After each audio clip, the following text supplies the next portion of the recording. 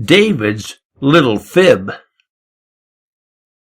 If not for gently lapping waves that rinsed her rocky shores, the massive lake might actually not have told us where she was. Hidden just beneath the fluffy quilt of misty gray, she disappeared within the fog, the way she often does. Walking down the beaten path with tackle box and poles, we made the silent journey to the old and feeble dock. This was late October, and we knew this time of year the sun would start to burn away the mist around 6 o'clock. Me and David, that's my grandson, knew those early clouds could help to keep our special places secret from the rest. We would fish our favorite spots until the fog would lift, then fib about locations where our luck had been the best. Secret spots are not the kind of thing you spread around. They're very hard to find, and so you only tell your friends. Most are near the shoreline, where the structure's nice and thick, and under fallen branches in the coves and on the bends. I remember one day, after catching lots of fish, someone heading out walked up and asked us if we'd tell where we'd caught our stringers full of walleyes, cats, and bass. That's when David proved that I had really taught him well. Though every single fish we had was caught in Cattail Cove, we'd named it that because of how the cattails lined the shore, David told the guy we'd caught them all down near the dam, then poured it on and told him, "We released a dozen more." Of course, the dam and Cattail Cove are actually miles apart. But as that dude, with all his buddies, roared across the lake, I just smiled and winked at him, and thought about how fine a fisherman that little fart is actually going to make.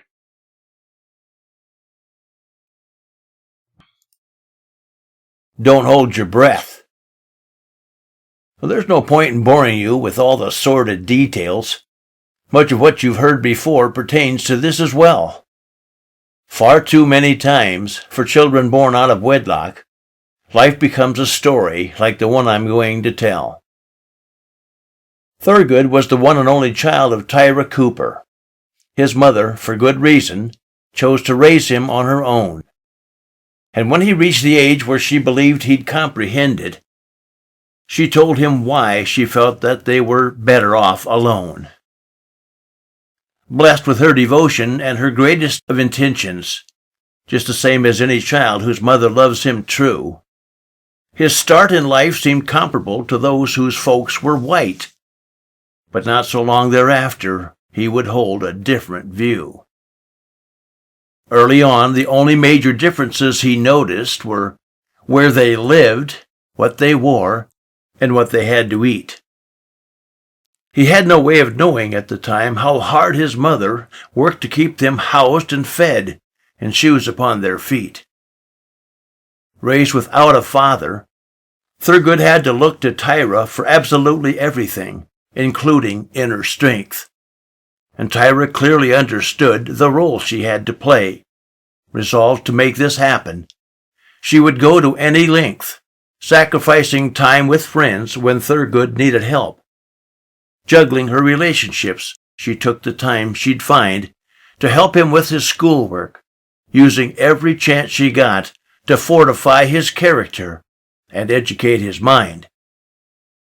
One of Thurgood's early lessons came when Tyra told him why it was the white kids, when he waved, would not wave back. Her explanation puzzled him and broke his little heart. She said, "Their folks have told them not to wave because you're black." "I don't understand this, Mom. It couldn't hurt to wave. Maybe they're just bashful. Sure, I'll bet that's what it is." But not a lot of time would pass before her explanation for how the white kids acted made a lot more sense than his. Taught in separate classrooms, with his every classmate black, proved beyond a doubt to him his mother's words were true. He quickly came to realize their worlds were not the same, and felt the awful gap grow only wider as he grew. Soon he started showing signs of anger and resentment, announcing to his mother, "Mom, I know why no one comes. Every time you ask the whites you call your friends to visit, they're worried that the other whites will see them in the slums. It isn't like we're living in a ghetto. I don't get it. Our place is nice. It's not as though we're living in a shack." "The house is not the problem, son, nor is the poor location. The only reason they don't come around is 'cause we're black." As he grew, a teenage Thurgood roamed the streets with others whose futures were as dismal as his own, but did his best to walk the straight and narrow road his mother laid before him. But at the age of 17, he finally failed a test. Introduced to someone who'd been in and out of jail for pimping whores and peddling drugs at least a dozen times, it wasn't long at all before the lure of what seemed hip had him using drugs, and he himself was selling dimes. Bred to always do his best, he stood out from the others and quickly formed a gang himself for peddling weed and crack, while in his heart his hatred and resentment only swelled to know the men who furnished all the drugs were white, not black. The day that Thurgood's school called to say that he'd dropped out, Tyra sat him down that night and asked him for the truth. Begging him to mend his ways and turn his life around, she warned him, "If they catch you now, they'll try you as a youth. But Thurgood, only days from now, you're going to turn 18, and everything you do from then will be as an adult. Don't forget the reason why I raised you on my own. By doing what your father did, you'll know the same result. Stop the things you're doing, son, and find yourself a job. Despite the special training and the knowledge that you lack, you can find some honest work. Trust me when I say, don't believe you can't succeed just because you're black." Tyra knew the answer when she gazed into his eyes and saw the hard and bitter look she'd seen since he was 10. That's how old he was when he began to doubt her words, and first began suspecting that there was no way to win. Pulling out a 2-inch roll of money from his pocket, he gently took her quivering arm and placed it in her hand. "No," she cried. "I'll starve to death before I'll take this money. And after all I've done to try to make you understand. Nothing I could spend it on could justify the means by which I know you made it, son. I warned you not to start. Walk away while you still can. It's not too late to change. Selling drugs is not the answer.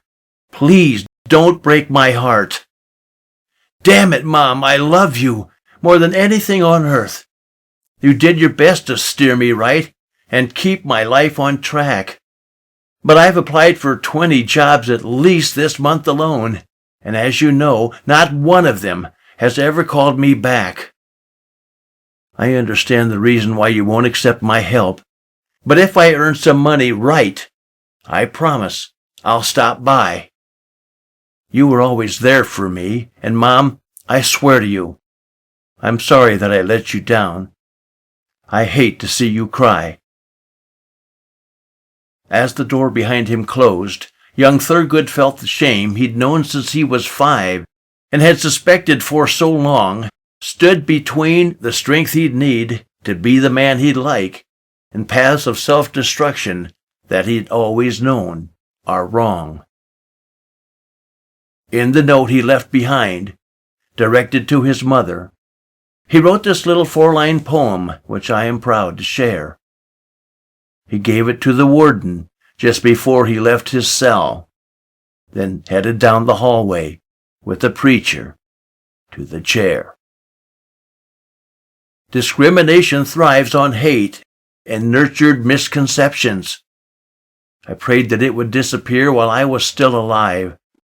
But, Mom, until the prejudice contrived by those who hate us fades into oblivion, I'm sure it will survive.